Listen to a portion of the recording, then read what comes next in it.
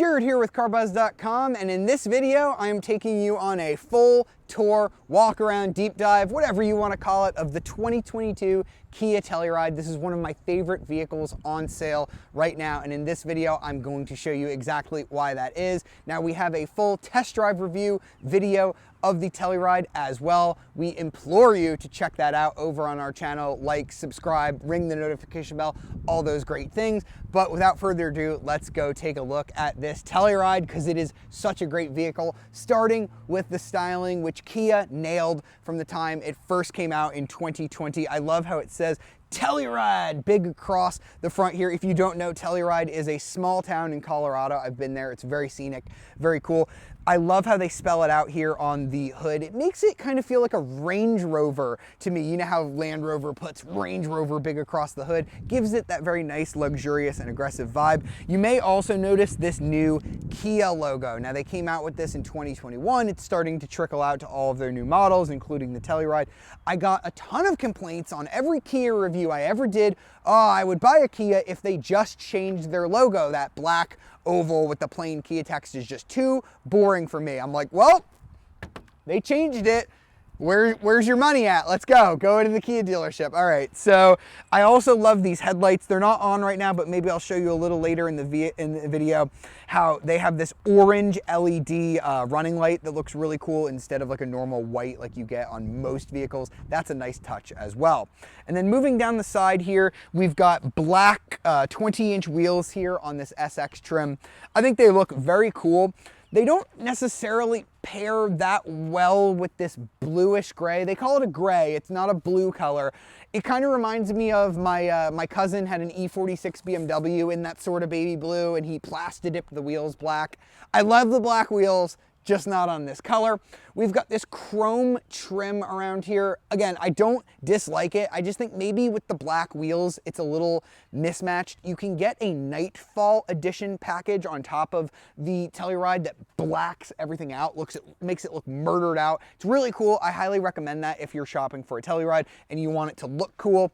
Now back here, again, Telluride spelled out real big. They've changed up some of the badges back here. We used to have a V6 badge here, but they've just decided to delete that. We have our new Kia logo back here, but my camera guy spotted this here on the hitch. We have this plastic cover that has the old Kia logo. I thought that was really funny. I would have maybe not even noticed that. Of course, we have a power tailgate. We have the SX Prestige, which is the highest trim version of the Telluride. We have about 21 cubic feet of space back here, which I think is plenty even with the third row up. There aren't many vehicles in this mid-size class that are bigger than the Telluride in terms of cargo space. The Chevy Traverse is bigger. That's like the biggest thing in this class by far. But other than that, this is bigger than a Pilot. It's bigger than a Highlander. It's bigger than a Subaru Ascent. The only thing, obviously, like a Tahoe is bigger, but that's a full class above the Telluride. We do also have a little bit of storage underneath. So if you have a small bag, something you want to put in there that you don't necessarily want people to see, you can put it under there. Now the Hyundai Palisade, which is very similar to the Telluride, same engine, same platform, all of that stuff, has a power third row, so you can push a button and these seats will fold down. These are manual, so you have to drop them pulling these cables. I don't think it's such a big deal because you saw how quick and easy that was for me to do. On the Hyundai, you kind of have to push the button, wait. So I kind of like being able to just pull these up real quick. You also have these buttons if we come over here to this side. So you have these buttons for the second row. If I go ahead and push those, you'll see these seats are going to fold down. That one's up a little bit too far, which is why it didn't fold down all the way. That is a really nice touch. I recently drove the Infiniti QX60, which is about the same size as this, but a lot more expensive. And it didn't have that button back here. You literally had to go walk around to each side to fold down that second row, which was super annoying. So I'm gonna go ahead and put these seats back up. You see I have to reach in just a little bit to grab those, which is maybe a little less elegant than the Palisade, but as I mentioned, not too big of a deal because I'm gonna show you the third row right now. So let's come and show you the second row here. So I'm gonna go ahead and lift this seat back up, and we're gonna lift this seat back up and slide it. So as you can see, captain's chairs here. So we have 2 in the front, 2 here, 3 in the back. That makes the Telluride a 7-seater unless you go for the base trim. then it's an 8-seater.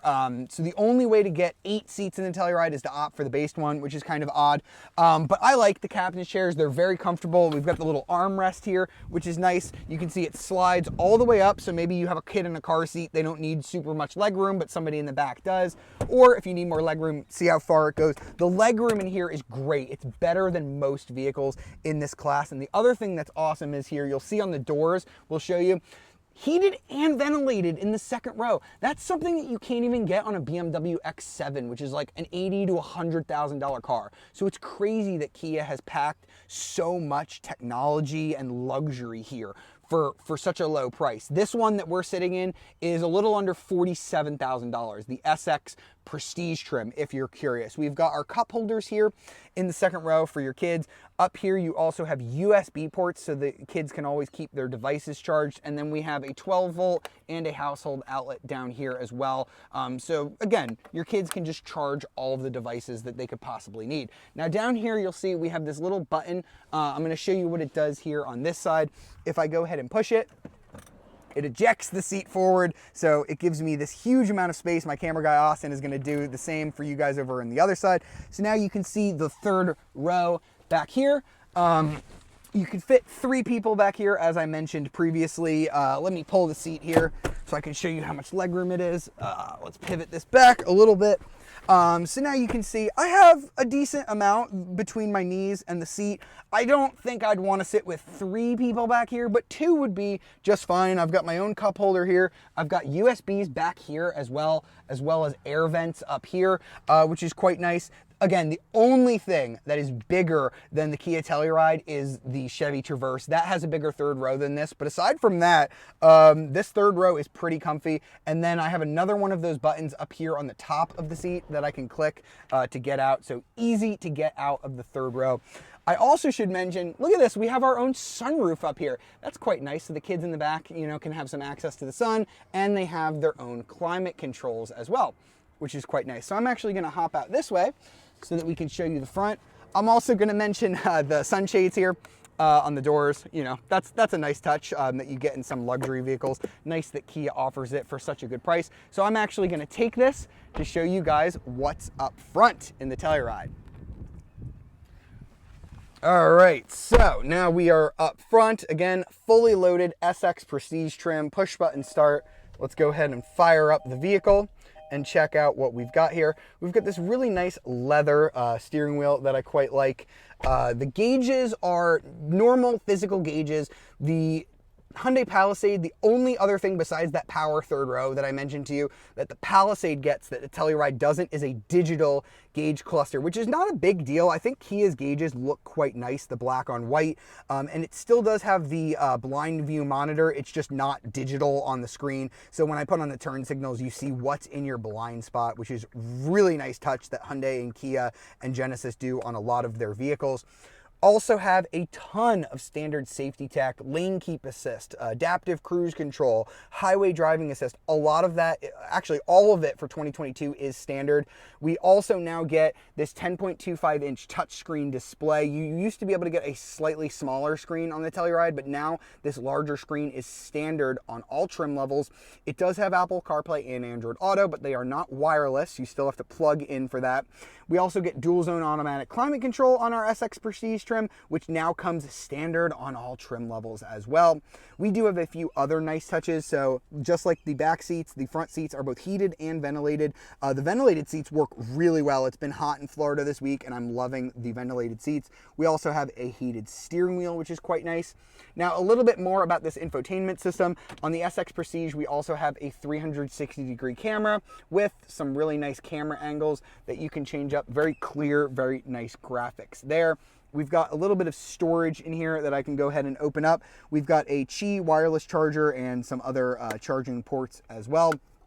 I love this screen here. We've got a really nice map, and I've mentioned this in other Hyundai Kia reviews. So you can have your full map like so, or you could do CarPlay, whatever, and then you can also pull up a split screen so you can have your map. Look how easy that is to cycle through the different functions. I can have my compass, my passenger talk, which that's a really cool function. So if I push this button that says talk now, you might be able to hear that echo, echo. So basically what it's doing is it's putting my voice using a camera here into the back seat, so I don't have to scream at the kids. I can just be like, hey, knock it off back there. I think that's a really cool feature that you can have very quickly there. And if you're done with the split screen, just pull it away. Just push this button and it goes away. That is really good user interface. Now down here we have our 8-speed automatic transmission. This is a really nice transmission here on the Telluride, very smooth. We've got some drive mode controls here that I haven't really played around with too much. They don't make a huge deal. We've got Sport, Smart, which kind of alternates between the two, Eco, and then we have a Snow mode. And if you push this button, now don't think that the Telluride has some crazy differential lock. It's just basically locking it into all-wheel drive. This is an all-wheel drive vehicle, but it mostly biases to front-wheel drive. That's going to basically tell it to just do all-wheel drive all the time. We've got our auto hold assist function, so when you come to a stop, it'll just kind of stay where you are. This will pull up our surround view camera if you're not in reverse, and then this is our auto stop start defeat, which I have been using. I don't love auto start stop on regular gas-powered vehicles like this one, so I have been using the stop start defeat quite a bit actually.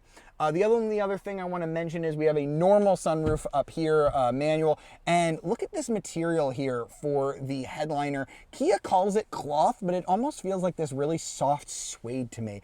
It's just one of those small areas where Kia makes their cars feel more premium than the competition, in my opinion. Like, just look at this wood. Like, it's unfinished. I don't think it's real wood, but it feels like it is. We've got these nice metal knobs here. I've got like this metallic finish here on the door handles, just little itty bitty things that make this feel like a super premium car. And it's not, it's, you know, under $47,000. It costs as much or less than the cars it competes against. So I really like it. We've got this Harman Kardon speaker system as well. This is one of the better mainstream audio systems that you're gonna get in a non-luxury car. So there's really nothing about this that I don't like. I really wish they would put wireless CarPlay on this screen, but other than that, I almost don't have any complaints about the Telluride's interior.